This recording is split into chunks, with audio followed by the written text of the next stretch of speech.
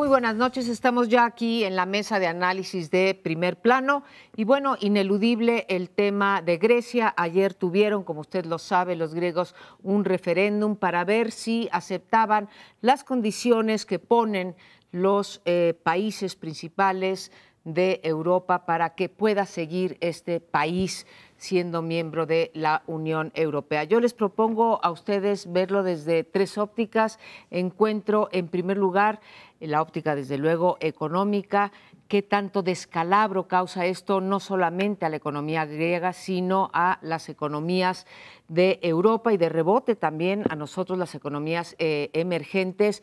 El no pago y la posible salida de Grecia de la Unión Europea y el no pago a sus acreedores. Veo también una lectura política en donde el primer ministro griego pasa la bolita al terreno de la población, traslada la decisión sobre si mantenerse o no en la Unión Europea a la población. ¿Y qué tan válido es esto? Lo pregunto porque ¿qué pasaría si también sus grandes acreedores, como son Alemania, con Merkel, o Hollande en Francia, pusiera también a referéndum la decisión de rescatar o no rescatar a Grecia, a los franceses y a los alemanes respectivamente? Y finalmente creo que valdría la pena la lectura geopolítica, esto es, el posible apoyo de Rusia y el paso de Grecia hacia más la égida de otro bloque que ha tenido fuertes tensiones con lo que conocemos como el bloque occidental, Alemania, Francia, Estados Unidos, etcétera. Esas son las tres lecturas que les propongo a ustedes. Pues son muy interesantes, particularmente la última, a ver si Rusia tuviese la fuerza, el fuelle para entrar y decir, a ver, señores, yo salgo a rescatar una economía que debe más o menos el 180% de su PIB. Me quedo con las otras dos o agrego una tercera. En primer lugar, es cierto que el proyecto europeo, que ha sido muy exitoso en muchos ámbitos, ha encontrado un límite muy preciso en el manejo de las crisis financieras. Sí. Hay una de sus partes, que es parte de la zona euro, no todos los países de la Unión Europea son euro, zona euro, y Grecia lo es. No está en condiciones ni de rescatarlo totalmente, como puede ser Estados Unidos con Puerto Rico, o como lo hace con cualquier entidad, o como nosotros podríamos salvar a Coahuila y a todas estas entidades que se han dedicado a endeudarse. No lo puede hacer, no tiene esa, digamos, arquitectura institucional, y eso pues, es un límite de un, ¿cómo se llama?, de un proyecto europeo todavía inacabado. Está la crisis griega, que también es pues, particularmente irritante porque tiene desde el 2008 abierta, y no han encontrado la cuadratura del circo entre me deben, yo rescato y hago reformas. Y la tercera, la política, que es muy interesante. O sea, Tsipras finalmente lo que hace no es preguntar a la gente si quieren o no salir del euro.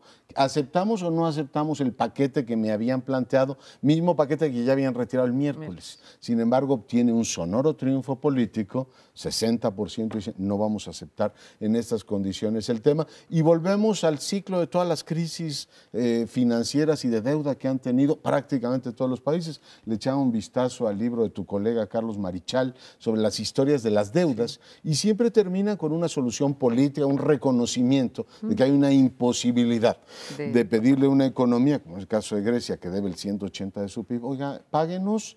Dice, oiga, pues yo ya no le puedo recortar más a la gente, cosa que es cierto. Al mismo tiempo, es cierto que, y eso creo que nos hace reflexionar muy seriamente en México, cuando un país en 20 y tantos años no quiere transformar su estructura, una estructura cleptocrática, o sea, un montón de negocios ligados al Estado, y una estructura clientelar, pues tienes una economía que simple y llanamente no dinamiza. Con lo cual, pues no sé cómo lo van a hacer, porque finalmente para los griegos es o sales por la avenida del dracma o sales por la avenida del euro. Pero si algo les podemos decir desde aquí es que lleva una generación rescatar esas crisis de la deuda. Bueno, varios puntos rápidamente, así como telegráficos. Nosotros también pasamos por eso, y pasamos por eso desde el siglo XIX, y tampoco pagamos nuestra deuda cuando Victoriano Huerta dijo, ya no puedo con la deuda que nos dejó don Porfirio, que a su vez la había heredado de los gobiernos anteriores.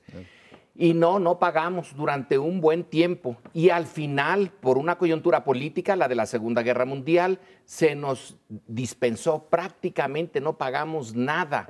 Bueno, una cosita chiquita para que no se enfadaran y no dijeran que no se cumplen las leyes del mercado, pero no pagamos más que una parte insignificante. Luego ya nos volvimos a endeudar y estamos metidos Por cierto, ¿cuál es la deuda mexicana? Yo no sé cuál es, pero no está tampoco tan baja. Segundo punto, el de preguntarle a la población. Esto deja, por eso están tan enojados, porque en algunos momentos, ¿qué tal si nos hubieran preguntado si queríamos que parte de la renta petrolera pasara a ser ganancia privada antes de que cambiaran el artículo 27?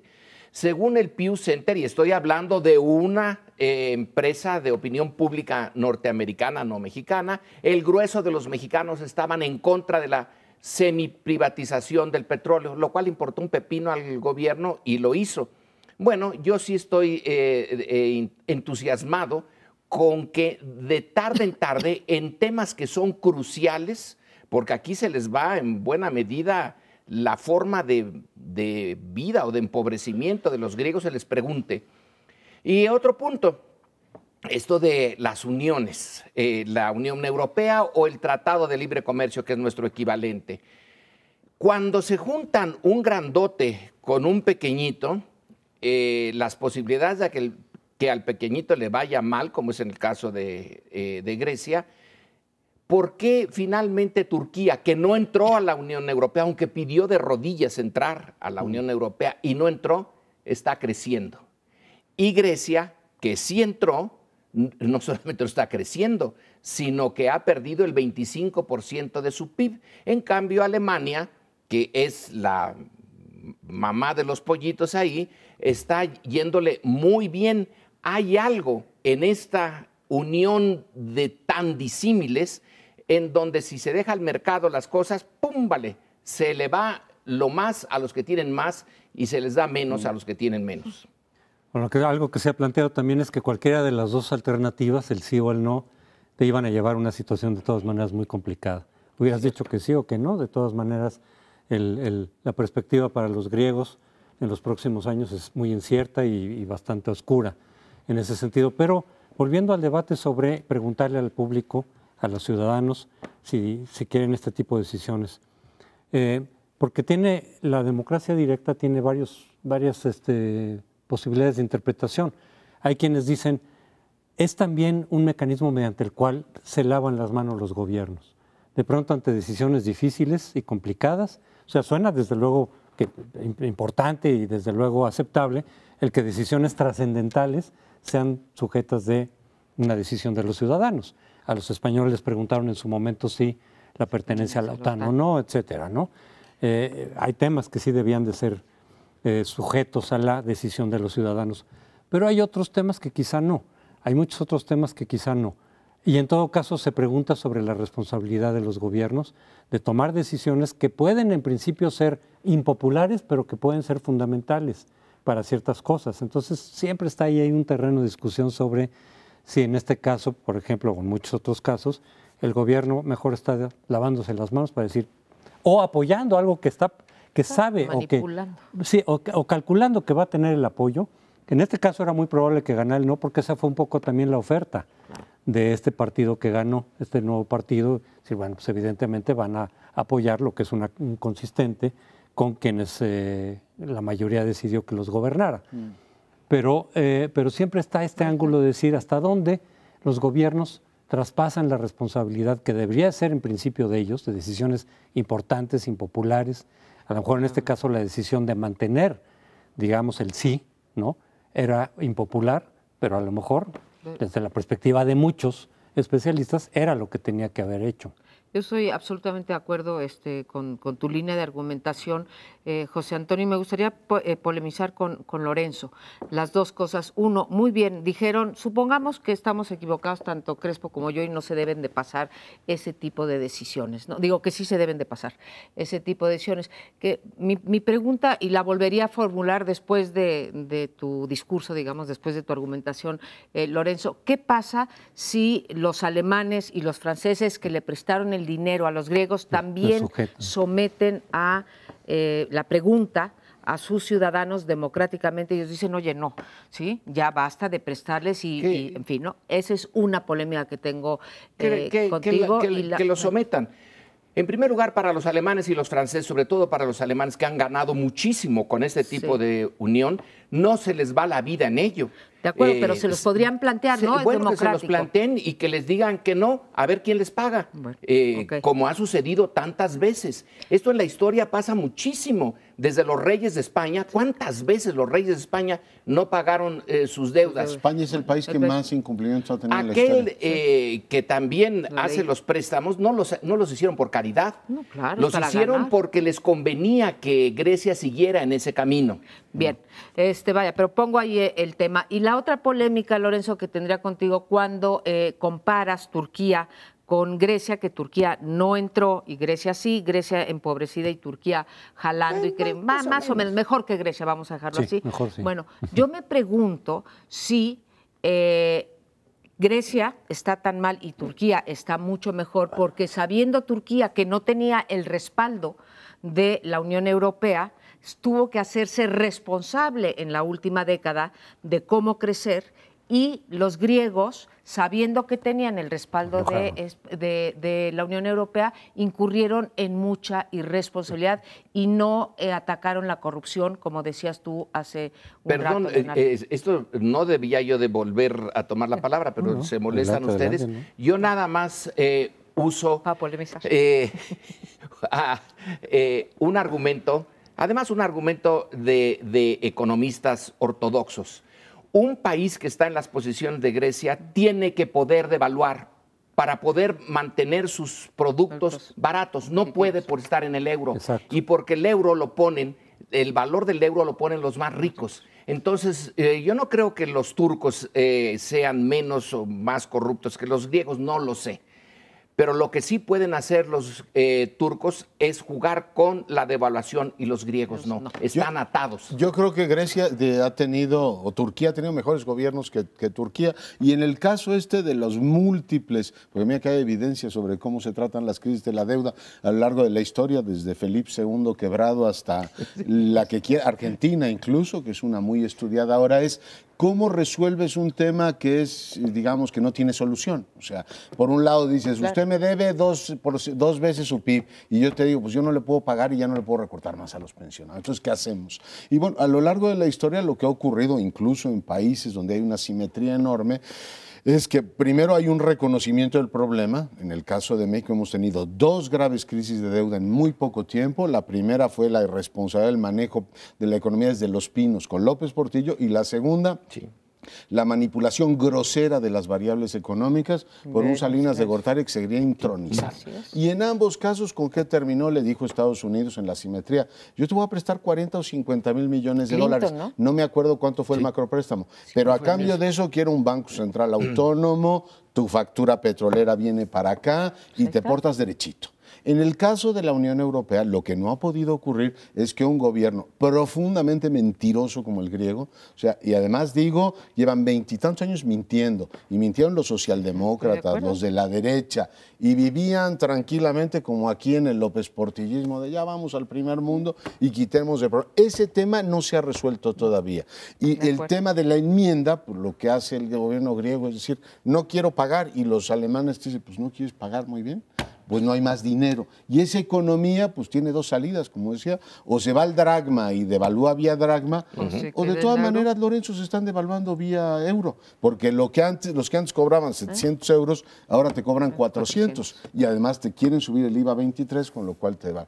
En fin, tiene que haber una salida política, todavía no la veo. Pero yo coincido nada más antes de terminar con Lorenzo de que quizá no le convino a Grecia, a final de cuentas, entrar dentro del mundo del euro, por eso que dices de la rigidez en el moneda. Por ejemplo, perdió mucho turismo en favor de Turquía, precisamente por los precios, por la competitividad. Que en su vida, pero ahora ya que pasó todo esto, no sé si le va creo que Grecia va a quedar peor al haber entrado a la Unión Europea, que mejor no haber entrado nunca, porque aún ahora, si esto termina en que se sale del euro, va a terminar muy mal. Nada más decir que Grecia tiene el doble todavía de PIB que México, y bueno, pues acaban diciendo debo, no niego, pago, no tengo, ¿no? Quédese aquí con nosotros, vamos a otro bloque sobre política nacional. Pues bien, en este segundo segmento nos vamos a meter en otro problema. Abatir o no abatir. Ese es el dilema. Pero el dilema es qué significa el término de abatir. Y por ahí es donde se está yendo ahora el tema de los muertos en Tlatlaya. El Centro de Derechos Humanos PRO, Miguel Pro, sí. el Centro PRO, acaba de sacar un informe. Además está defendiendo a una de las mujeres que encontraron en Tlatlaya y que no murió, pero que su hija sí murió. Y el centro la está conduciendo de tal manera la defensa que tuvo acceso a unos documentos oficiales en el juicio que se está llevando a los 7 soldados y al oficial que estaban a cargo del operativo, en donde hay dos cosas y hay que discutirlas ambas. Por un lado están las órdenes que tuvo el teniente. Una de sus órdenes decía que había que hacerle los operativos en la noche porque es cuando están operando más el crimen organizado y que la idea es abatir a los criminales. ¿Qué significa abatir? Es simplemente tirar, derribar, ponerlos en prisión o matar. Ahí todavía está la discusión. El otro punto es que la testigo, y ya nos lo ha dicho ahora en varios programas, uno con Carmen Aristegui, dice que ella vio a unos de los que finalmente murieron en Tlatlaya vivos y ya rendidos. Entonces, ¿qué pasó? ¿Por qué si estaban rendidos luego aparecen muertos? Y tenemos del otro lado lo que discutimos la semana pasada, que es la de comparecencia del general secretario Cienfuegos, diciendo que en este caso de Tlatlaya, él necesita que la justicia diga algo porque no ha dicho nada. Bueno, ahí está el caso ahondándose, no se está resolviendo. El otro tema es quién dio la orden, ¿no? Si esto de abatir, que es otra de las polémicas, tampoco sabemos en qué escritorio se emitió, si era efectivamente un asunto que estaba en el ámbito local o venía desde más arriba. No hay todavía claridad sobre el episodio. Esta cuestión que tú narrabas desde que Ferri publicó su texto, se dice que efectivamente estaban vivos, ¿no? Y que los fusilan literalmente, no los fusilan, los matan a sangre fría desde que se publicó en Esquire, me parece recordar. Sí. El tema ahora también dicen que las versiones que han dado las mujeres han cambiado. La verdad es que no hay una certeza plena sobre el tema y lleva un año. Es verdaderamente desquiciante, pero al mismo tiempo así funciona este país. El tema de un asunto tan sensible que no puedas tener una instancia que te dé certidumbre, entre otras cosas porque el Estado mexicano mintió. Primero lo que nos dijeron es una historia completamente, o sea, que no tenía nada que ver con la realidad. Viene el reportaje periodístico, no lo logran cuestionar. Y a partir de ahí empiezas a tejer pues, elementos sobre el margen de si pasó esto, pasó aquello. Es un año sin que tengamos una claridad sobre lo que ocurrió y por supuesto es una de las heridas abiertas en este país. Esa, y si me permiten agregar ya a la mesa, yo estoy absolutamente impresionado de ver que el Estado mexicano de pronto dice que un señor como Mireles es un enemigo peligrosísimo y el viernes la procuradora decide desistirse. Entonces tú dices, bueno, ¿en qué momento le creo? ¿En el momento que lo empapelan y lo meten en una prisión de alta seguridad o en el momento que dicen, no, yo ya me desisto y si el juez decide librarlo yo no tengo inconveniente? O sea, en ambos casos la falta de certidumbre te lleva a una situación pues intolerable para la opinión pública. ¿Y qué opinas? ¿Mireles es inocente o no es inocente? En Tlatlaya mintieron en la primera, dejaron de mentir entonces y ahora los que mienten son los otros. La verdad es que está muy enredado. Yo me pregunto si nuestras autoridades federales y locales reparan en esto que estás señalando de manera muy acertada, Leonardo, porque, pues claro, o sea, no hay ninguna certidumbre, no hay ninguna tampoco credibilidad de parte de la ciudadanía. Ya déjate las víctimas, porque aquí estamos analizando, pero ninguno de nosotros fue víctima de esto, ni tenemos hijos o familiares víctimas, ¿no? Entonces, no les podemos creer, tampoco me merecen mayor credibilidad los testigos que cambiaron sus versiones del inicio a como estamos ahora, pero sí creo que el general secretario tiene una dosis de razón. Él no estaba de acuerdo, yo por ejemplo sí estoy de acuerdo en que se les haya quitado el fuero militar, ¿no? Para los juicios, ¿no? Pero él decía, yo nunca estuve de acuerdo, pero en fin, soy institucional, así cambiaron la Constitución, ya no hay fuero militar en el caso de que esté involucrado un civil en la digamos, en el presunto delito de un militar, muy bien. Pero entonces lo que sí les puedo exigir es que den resultados de la justicia. Porque bien que mal, la justicia militar era más pronta y expedita que esta. Entonces, creo que tiene razón que es lo que estamos exigiendo finalmente nosotros aquí. Y si nos vamos un poco más atrás, bueno, creo que hay dos problemas atrás de esto. El primero es el índice de letalidad, ¿no? En efecto, es una cosa muy extraña que en la mayor parte de los encuentros entre criminales y ejército o policía haya siempre más muertos que heridos. Eso no ocurre en este tipo de enfrentamientos, ¿no? Normalmente no tiene que haber esa proporción. Y aquí en México, Catalina Pérez Correa, en un artículo muy bueno, lo muestra, ¿no? Como el índice de letalidad te señala, ¿sí? A las Fuerzas Armadas o a la policía en un papel que no les debería corresponder. Y finalmente, pues nos lleva al problema más grande, ¿qué hace el Ejército en las funciones de seguridad pública y por qué cuando ya llevamos pues 10 años con esto no se mejora el papel no se mejora la capacitación de la policía para siquiera vislumbrar una salida de las Fuerzas Armadas de la calle, ¿no? Han salido varios defensores o personajes que quieren aclarar lo que pasó. No lo que pasó exactamente, sino en relación con esto de que se les ordenó abatir en la oscuridad a los delincuentes.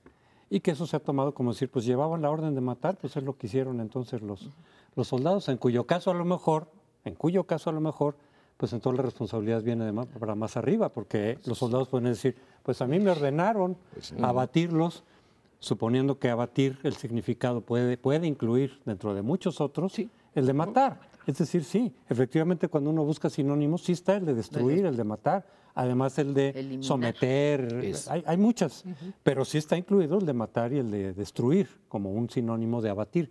Incluso cuando ha ocurrido que mueren precisamente en encuentros, es el propio ejército que dice fue abatido. Es decir, fue muerto. Fue muerto en la confrontación. Se asume también que es en la confrontación misma y no como un juicio extrajudicial, es decir, un asesinato extrajudicial, una ejecución.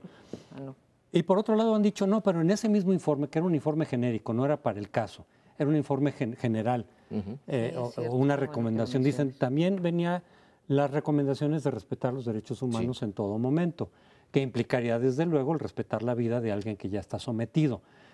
Aquí la pregunta es si la tropa puede entender adecuadamente estos términos y si está entrenada en todo caso para llevarla, o que si entendió en un momento dado decir, cuando estás en la oscuridad y en la noche, tú mata. Ahí sí, a lo mejor simplemente lo de los derechos humanos es en condiciones cuando estás de día, pero dado el peligro que implica que en la oscuridad ellos te maten a ti primero, que a lo mejor les estén concediendo un permiso. No estoy justificando, estoy simplemente suponiendo lo que pueden entender los soldados con esas órdenes, que hasta pueden decir pues son órdenes contradictorias, o unas se aplican en ciertos casos y otras en otro caso. Sí, pero nada más agrego una cosa, es muy diferente el que en la refriega o en un contexto particularmente agresivo, tú a la tropa le digas, oye, señores, ustedes disparen y después averigüen. Pues muy diferente a que los alinees y los mates en frío, que es lo que probablemente ocurre en Tlatlaya. O sea, ahí el tema es, una cosa es que estés en la refriega y digas, usted dispare porque el asunto lo pueden matar a usted, a una... Cuando digamos, ya están sometidos, sometidos y en frío. Ahí sí la diferencia es enorme. Cuando se dice que no están entrenados o preparados para eso, yo tengo mis dudas.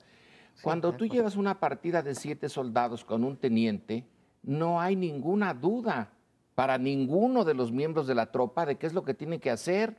El teniente es el que les dice, y si les dice no disparen, no disparan. Pues ellos sí están entrenados para obedecer.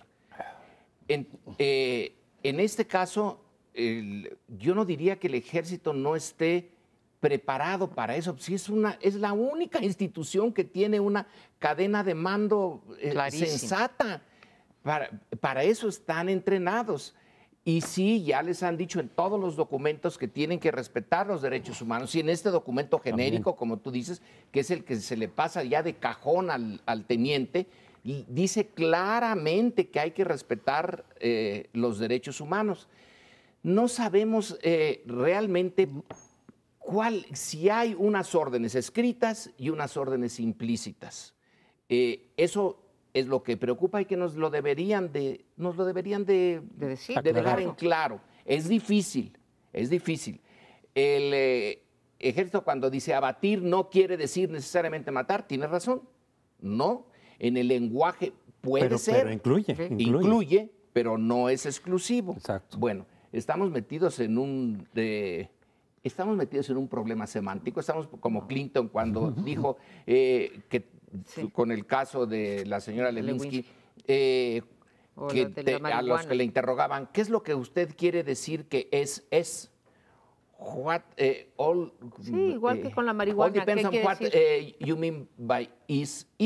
Bueno, no es un problema semántico. Es un problema yo estoy de acuerdo contigo. De los mil demonios. Y lo que dices de las órdenes es cierto. O sea, las órdenes ya no las enseñaron, están por escritas, ¿no? Incluyen las dos cosas estas contradictorias entre abatir y respetar los derechos humanos. Ahora, las órdenes por escrito no se le dan a la tropa, se le dan, como dices tú, ahí hay una cadena de mando clarísima, se la dan al capitán o al que va de mando, y ese gira órdenes verbales. Si este señor giró órdenes verbales, el capitán o el teniente o lo que haya sido, bueno, pues ahí hay una responsabilidad. La tropa, en todo caso, si le ordenaron eso y no lo hace, entonces se le va a juzgar por insubordinación, ¿no? Entonces, lo que necesitamos aclarar es eso, pero también para dejar o limpio o sucio, no al ejército, no pensemos en el ejército en general. Hay que señalar a las personas y realmente hasta donde se pueda salvar la institución. Claro, ¿no? y hay otro problema que palpita así como el corazón revelador de Allan Poe, que es ¿por qué las fuerzas de seguridad dicen mátelos así o abátalos o el que sea?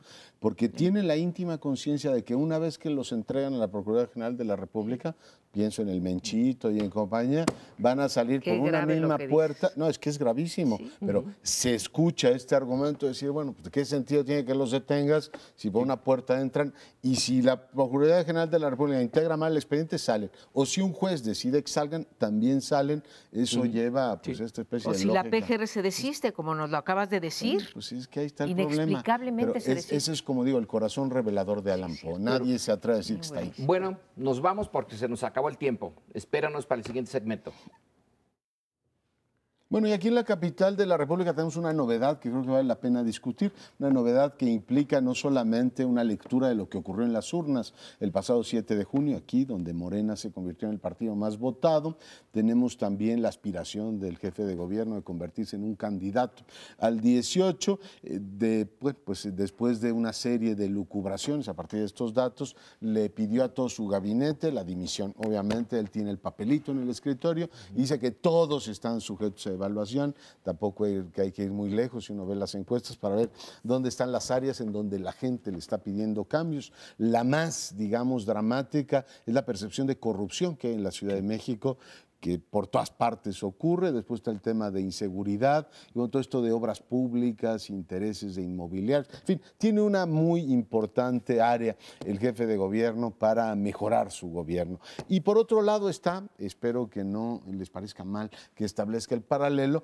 la inacción de un gobierno federal que después de las elecciones y de tener, pues, toda una serie de nombramientos pendientes, empezando por el embajador en los Estados Unidos, pues simple y llanamente no acusa recepción de absolutamente nada. Creo que Mancera, reacciona favorablemente a un entorno que no le es en absoluto positivo, que no le es favorable, y pone la pica en Flandes, diciendo, bueno, por lo menos hay un gobierno que acusa recepción de lo que está ocurriendo en el entorno.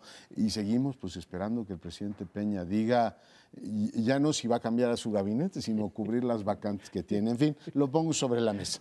Pero quizá porque Mancera no le queda otra.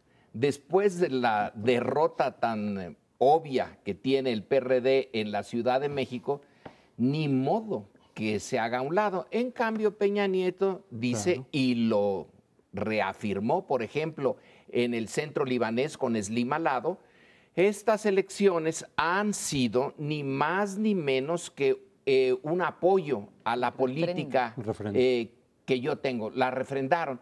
Entonces, a tu pregunta, de comparando la reacción del gobierno federal con el gobierno de la Ciudad de México, el de arriba, el federal, dice, pero ¿para qué cambio si todo está muy bien?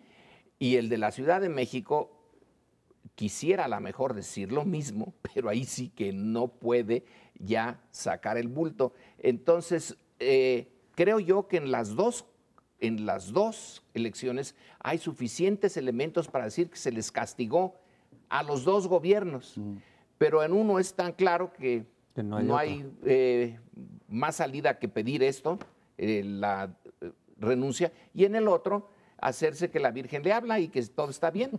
Mira, yo creo que en el caso de Peña Nieto no se le castigó tanto, Lorenzo, a nivel federal. Yo creo que dado lo que a mí me enseñaron en la escuela, de que cuando la economía iba mal y la seguridad iba mal y la corrupción iba peor y todos tenemos una muy mala opinión de cómo va el país, debió haber recibido un mucho mayor castigo. A mí me sorprendió que bajara un puntito en su votación con respecto a las anteriores elecciones. Me sorprende de verdad muchísimo. Pero aún así, si tuvieran una visión de Estado, me parece, y me estoy quedando ahora, regreso a Mancera, si tuvieran una visión de Estado, decían, mira, me refrendaron, pero una cosa es que me refrenden y otra cosa es que yo tenga una ceguera y no esté viendo que la economía no crece, que la pobreza aumenta, que la desigualdad ya está insoportable, que la corrupción es una, en fin, ¿no? Entonces, lo que me muestra es que en efecto, en eso coincido, me encuentro contigo, no hay ninguna visión de Estado allí y vi que se les ha dicho desde hace tiempo, porque no solamente es cambiar el gabinete. Tú decías el embajador, hay dos vacantes de subsecretarías en la Secretaría de Gobernación. Hay muchísimas. ¿Querías decir algo? Sí, nada más una cosa pequeñita. No fue suficiente castigo, pero en Nuevo León Sí, bueno, por tiene eso dije a nivel una federal, situación Sí. fantástica. No solamente el PRI no gana, sino que le deshacen todo el sistema. En Guadalajara. Mira, subrayo, decía por eso federal, me parece que en las locales sí se le castigó. Sí, Y lo de Mancera, bueno, él siempre se puede cubrir diciendo esto de que su partido no es el PRD, que él es independiente y demás, ¿no? Y ahora esto le va a servir para reposicionarse incluso dentro del PRD, pero sí es un hombre que tuvo el resorte, hay que reconocerlo, sí, tuvo los reflejos políticos para decir, me voy a poner un paso por encima de la política nacional, ¿no? Además, yo sí creo que es difícil pensar que si le fue mal al PRI a nivel local, se pueda leer o se tenga que leer como un rechazo a Peña Nieto. Son cuestiones locales también, básicamente. Claro. O sea, si el PRI pierde en Querétaro, pues a lo mejor es porque el gobernador lo hizo mal, o el candidato del PRI era bastante malo y no era convincente, o historias de corrupción de los gobernadores en turno. Por ejemplo, en Sonora, en el caso que sí gana el PRI, pues tampoco puedes leer que si en Sonora gana el PRI es un refrendo a Peña Nieto. Es en contra del gobierno del PAN, que resultó corrupto, etcétera. Entonces, por eso es que las elecciones federales son las que se toman normalmente como el indicador de cómo está reaccionando la gente ante el gobierno federal. Y en ese sentido coincido en que no le fue tan mal, como todas las condiciones parecía que le podía haber ido o que le tendría que haber ido. Si había tanto descontento, como creo que sí lo había, o lo hay, con el gobierno, con la corrupción, con el falta de crecimiento económico, pues eso tendría que haberse reflejado en las elecciones federales. Ahora, una cosa también con el PRI es que la votación haya sido casi la misma que en 2012 y otra es cómo se distribuyen los votos. Porque aquí hay otra cuestión. Creo que en el caso de la capital no necesariamente se tiene que ver la caída del PRD como un rechazo, ahora es al revés, como un rechazo al gobierno de Mancera. ¿Por qué? No es que defienda al gobierno de Mancera ni que lo haya hecho muy bien, es que es la ruptura propiamente del PRD respecto de Morena, en donde López Obrador se lleva sus canicas, que son muchas, y porque la hipótesis es que hubiera pasado de no haber habido esa ruptura. ¿Hubiera sido el castigo tan fuerte para el gobierno de Mancera? Probablemente no. A lo mejor hubiera avanzado algo el PAN en algunos diputados, algo el PRI, algunas delegaciones quizá, lo hizo. pero no la forma en que ocurrió. Ahí lo que pasa es que sabemos que el obradorismo, con Mancera o sin Mancera, donde más fuerte es en la capital, ¿no? Y en ese sentido la fractura de la izquierda está explicando varias cosas. Desde luego, esta ruptura del PRD, esta caída del PRD en el Distrito Federal, pero también de haber ido la izquierda unida, ¿no? En la hipótesis de no haber habido esta fractura que se dio, muchísimo. el PRI hubiera dejado de ganar 40 diputaciones de mayoría a nivel federal, aparte de las locales que aquí perdió, etcétera. Es decir, bueno, de las que aquí más bien perdió el PRD. Sí. Con eso ya no hubiera tenido mayoría la coalición del gobierno. Y ahí sí podríamos decir, mira, qué castigo, porque entonces sí hubiera bajado significativamente la presencia del PRI a nivel federal. Yo creo que tanto Mancera como Peña no solamente ven la forma en que sus distintos grupos o la fuerza política que tienen sus partidos, aunque Mancera diga que no está con el PRD, pues tiene sus límites, ¿no? El presidente Peña hará una lectura de lo que ocurrió y dirá, sí, la maquinaria nos funcionó con Casillas Zapatos en Chiapas, el apoyo tradicional, pero las principales zonas urbanas las perdieron. Yo creo que hay un mensaje que no puede eludir. Y hay un segundo elemento que va más allá de las votaciones, que son las evaluaciones, tanto del presidente como de Mancera, y los dos están reprobados. El nivel de satisfacción de la gente con su desempeño está por debajo, o sea, estamos en 53% de reprobación, si no recuerdo mal, en el caso de Peña, y en el caso de Mancera ya no me acuerdo, pero por ahí anda, ¿no? Entonces tú dices, ¿cuál es dos proyectos políticos? El de Peña, concluir su sexenio, y el de Mancera, concluir la administración del DF y eventualmente encartarse como candidato para el 18, necesitas un relevo de gobierno. Es decir, no hay manera de decir que la gente está encantada con el desempeño de la economía, ni está encantada con todo lo que ocurre. Por tanto, me parece que Mancera entiende apropiadamente el contexto y dice, a ver, lo primero que tengo que hacer es entenderme con Morena, que ahora es mi primera fuerza política. Vamos a ver a quién pone el secretario de gobierno. Si el mensaje es, tengo que tender un puente, si el mensaje es, voy a invitar a ciudadanos distinguidos y no repartirme entre las tribus del PRD las carteras, pues veremos una cosa u otra. Es decir, todavía, o sea, el movimiento político me pareció audaz y presiona al gobierno de Peña. Vamos a ver con quién lo integra. Claramente el presidente está retrasando en nombramientos por el contexto que digo, por las vacantes que tiene y por un gobierno que parece absolutamente parado. Si lo único que te repiten es que México se está moviendo. A lo mejor está moviendo México, pero ciertamente el gobierno no. Pero, o sea, me parece muy bien que digas, la jugada fue audaz, ¿sí? Ahora, lo acertado, y sí, fue 8 columnas en todos los periódicos al día siguiente, todos los noticieros. Ahora, para completar eso y que realmente tenga algún sentido y nos llegue a la población, es ver qué hace con esas renuncias y, como tú dices, a quién va a colocar en los puestos. Porque si el proyecto va a seguir siendo lo mismo, la corrupción inmobiliaria va a ser la misma, el proyecto económico, la movilidad, etcétera, van a ser los mismos. Ya corrigió en el no circula, hay que reconocerlo. Bueno, corrigió el hoy no circula porque le dio el batacazo a la Corte, si no, no hubiera corregido. Y porque Morena anunció que lo iban a corregir ellos. Igual que a nivel federal también pues corregimos porque la Corte dio su manotazo y dijo las cosas van a ser así, ¿no? Entonces tenemos que ver, o sea, la remoción de los ministros, bien, pero nada más solita no nos va a llevar a ningún lado. Las efectistas acabamos cachándolos, entonces esperemos que vaya por ese lado. Decir, yo tengo que negociar con Morena. Desde López Obrador ningún jefe de gobierno había tenido una asamblea adversa. Y qué bueno. Que López Obrador no la tuvo, ¿sí? Sí, el primer trienio de López Obrador fue minoría, minoría, minoría. Ahí la mayoría fue PAN porque el efecto Fox. El efecto Fox. Sí, entonces es la segunda vez que hay gobierno sin mayoría en el DF. Rápidamente, nada más en lo del Peor castigo. que ahorita, En parte porque el voto del PRI, según la encuesta de parametría, está muy determinado por los que siempre han votado, y los que siempre han votado son en parte a los que siempre les han comprado el voto. Así es. Entonces, quizá el castigo, si hubiera sido un voto idealmente libre, a lo mejor hubiera sido distinto. Sí. Es posible, sí. Es cierto, fue una elección de maquinaria, de votación que llaman de voto duro, ¿no? Bueno, pues ahí están los pendientes y uno de ellos es la dirigencia nacional del PRI. Ya el gobierno ha dicho claramente, o no lo ha dicho, pero queda claro que la decisión la tomarán en Los Pinos. Vamos a ver a quién mandan a la dirigencia nacional del PRI y ese sí no hay manera de que pues no se tome esa decisión en ese momento. Vamos a una brevísima pausa, regresamos, este es el primer plano.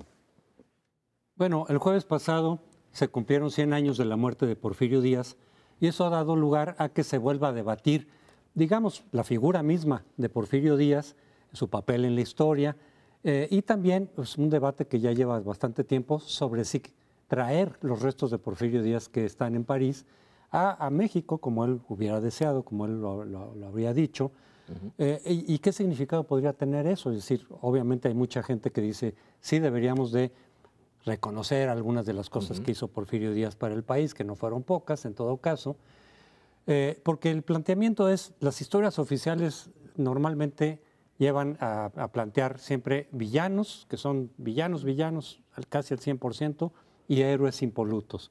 Y los historiadores profesionales dicen, no, pues las cosas no son así, se le pueden reconocer algunas cosas a los villanos, aunque después hayan incurrido en errores y cosas por el estilo, pero si les rascamos también a los héroes, pues van a ver cosas que tampoco sean precisamente muy loables desde el punto de vista de la democracia o de los derechos humanos o del nacionalismo. Entonces, de pronto tenemos a dos figuras como Juárez y Porfirio Díaz, que son contrapuestas, y sin embargo hay muchos méritos de parte de Porfirio Díaz y hay muchos pecados de Juárez que no se le reconocen en la historia oficial. Yo creo que es sanísimo que una democracia, esto que tenemos ahora, empiece a debatir también su historia. Yo, por supuesto, creo que Porfirio Díaz está perfectamente en Montparnasse y es asunto de su familia si lo traen o no. Esta parte de culto a los huesos y eso me parece algo repelente. Pero bueno, más allá de ese asunto, sí creo que es particularmente importante que un país discuta su historia y regrese y diga si el porfiriato fue esto o aquello, porque quedarnos con esta historia de bronce, de buenos y malos, todo lo demás, yo creo que paraliza la energía social de una sociedad, igual que tenemos que discutir la guerra del 48, por qué perdimos la mitad de nuestro territorio. O sea, una relectura de la historia a la luz de Porfirio Díaz, subrayo, para mí está bien donde está y no encuentro en esta reivindicación, así esta revisión de en realidad fue un gran estadista y todo lo demás, dice uno, oiga, sí fue un gran estadista en algunas cosas, pero mató a no sé cuántas personas, teníamos un montón de analfabetos. Bueno, no me extiendo. Juzgo que es tremendamente sano y he disfrutado mucho oír a los historiadores participar en el debate histórico porque te aclaran muchas cosas sobre el porvenir. O sea, de alguna manera lo que vienen a decirnos es, oiga, el pasado es presente. O la lectura del pasado te permite entender también hacia dónde se mueve una sociedad. Me detengo ahí. A mí me resultó particularmente interesante escuchar a la doctora Falcón, por ejemplo, hablar del control político que tenía Porfirio Díaz. O sea, cómo conseguía ese control político en estos tiempos en donde los gobernadores hacen lo que les da la gana, son incapaces de proveer seguridad pública y tienen niveles de endeudamiento atroces. En suma, creo que la historia te ayuda a muchas cosas y debatirla es algo que juzgo muy útil. Sí, y como la historia nunca realmente sabremos qué es lo que pasó, nos podemos aproximar, tenemos documentos, testimonios, etcétera, pero jamás podremos recrear lo que pasó. Y esa falta de esos vacíos los llenamos con nuestros problemas del presente. Entonces la historia es siempre una lectura del pasado desde nuestros problemas. Y si don Porfirio levanta, y en serio que levanta todavía escozor, está, por ejemplo, el último libro de Andrés Manuel López Obrador, que es una condena del porfiriato y ve tema por tema por qué hace esa condena tan dura de don Porfirio. Y están otros que ponen muchísimo énfasis en su economía, en que atrajo inversión extranjera suficiente para crear los ferrocarriles, que por primera vez unieron a México, porque México no estaba unido. Es la primera vez que realmente las venas de acero de México se asientan y el país es un país. Luego están los que dicen, bueno, pero ¿cómo dio las concesiones ferrocarrileras? Y está John Cotsworth que dice, fíjense que esos ferrocarriles nos salieron más caros el caldo que las albóndigas. Pero en cualquier caso, lo que hay en México hoy es una división entre nosotros, una división bien profunda sobre la naturaleza de nuestra economía, sobre la naturaleza de nuestro sistema político. Tú dices, Leonardo, ahora que estamos en democracia, yo podría poner un signo de interrogación y decir, ¿estamos? ¿Qué mosabi? Entonces, aún en eso hay diferencias. Y don Porfirio es, en buena medida, un pretexto para poner de una manera indirecta, pero muy clara, las diferencias que tenemos sobre nuestra política social, por ejemplo, esa y la política económica, esas dos son fundamentales. Además de que lo de la democracia ya dejémoslo, porque don Porfirio sí realmente no hacía. Yo creo que ni sus mejores defensores dicen que era un demócrata convencido. Decías tú, Lorenzo, que llenábamos esos huecos que nunca vamos a conocer y que no se puede recrear la historia desde la óptica, digamos, de los problemas que estamos viviendo.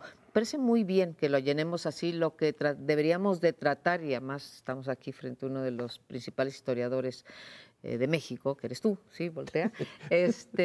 Lo que no lo podemos hacer es llenar esos huecos con nuestros prejuicios, ¿no?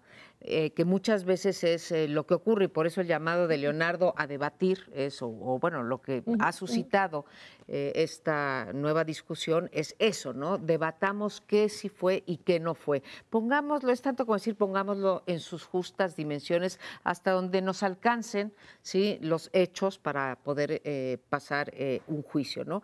Y creo que al revisar esto, para juntarlo con la historia, digo, con el presente, tenemos que ver, en efecto, nuestros problemas. ¿Cómo resolvió Porfirio Díaz la cuestión de la desunificación del país? ¿Cómo resolvió el control político de los estados, etcétera? Y tratemos de sacar lecciones y veamos los errores que cometió y los aciertos que seguramente los tendrá. Como tú dices, seguimos sin resolver el problema de la desigualdad, ¿sí? Y no la resolvió él, a lo mejor no quiso, a lo mejor no pudo, a lo mejor los instrumentos equivocados, pero revisemos la historia a raíz de eso y no de los prejuicios, ¿no? Yo creo que al porfiriato se le puede juzgar también desde esquemas más sociológicos y en perspectiva comparada. Es decir, no solamente México siempre el aislamiento de qué es lo que pasaba en México, qué pudo haber hecho, etcétera, sino una perspectiva comparada. Y desde ese punto de vista hay algunas teorías del desarrollo político que dicen, ahí donde en una sociedad hay poderes tradicionalistas muy fuertes, como en la sociedad europea feudal, con excepción de Inglaterra, por cierto, en muchos casos, en un aspecto, por eso tiene un desarrollo tan particular Inglaterra. Es decir, necesitas primero, para impulsar la modernización social y económica, necesitas, que afecta a los grupos tradicionalistas, necesitas centralizar el poder político, que es el papel que jugaron algunos déspotas ilustrados o los monarcas, los Borbones, porque cuando tratas de combinar en esas sociedades, había algunas excepciones, Estados Unidos también fue excepción en ese sentido, por eso pudo desarrollar esa modernización económica y social con un sistema descentralizado políticamente en Estados Unidos. Pero en América Latina estaba la Iglesia Católica y estaban los grupos conservadores que aprovechaban la descentralización política, incluyendo el federalismo en el caso mexicano, para oponerse y para frenar y obstaculizar esos impulsos modernizadores en el terreno social, en el terreno económico. Y entonces eso se traducía ¿qué? En golpes de Estado, guerras civiles, anarquía, que es lo que tuvimos en América Latina, no solo en México, y que entonces lo que se requería en esos momentos era un poder comprometido con la modernización económica y social, pero que tenías que centralizar el poder político porque eso implicaba quitarle el poder tanto a la Iglesia como a los grupos conservadores, oligarcas, terratenientes, etcétera, porque si no, no podías dar esos primeros pasos hacia la modernización.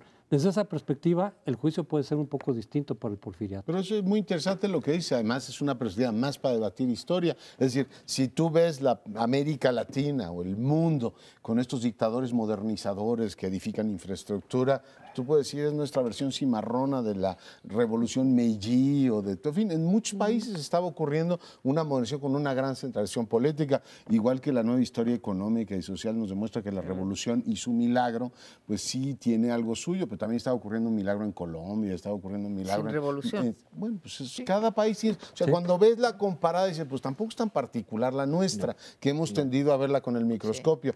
Y la otra, también es muy interesante ver las regularidades y las rupturas que ha tenido la historia. Don Porfirio no era un demócrata, claramente, pero era un tipo que no era el dictador feroz que la historia tradicional ha puesto. Era una cosa bastante más consensual, de una cultura política muy de nuestras élites. El señor presidente lo queremos mucho, que sigue viva. Y hay muchos otros dilemas de la cultura de las élites y de la forma que se relacionan con el gobierno, que al estudiar la historia dice, pues tampoco hemos cambiado. Hay más continuidades entre el modelo del 20, o sea, el modelo que gobernó este país del 20 con el porfiriato, que diferencias. Sí, estoy de acuerdo contigo. Ya rápidamente, nada más una cosa en favor de don Porfirio y la parte de comparativa. Si comparamos a Estados Unidos en 1910 había una zona sin democracia. El sur norteamericano era una dictadura de un solo partido, no era demócrata, incluso Inglaterra. Tuvo que venir la Primera Guerra Mundial para poner la democracia. Así que la falta de democracia en México también es relativa. Muy bien. Bueno, pues nos ha terminado el tiempo. Los esperamos la próxima semana aquí en Primer Plano.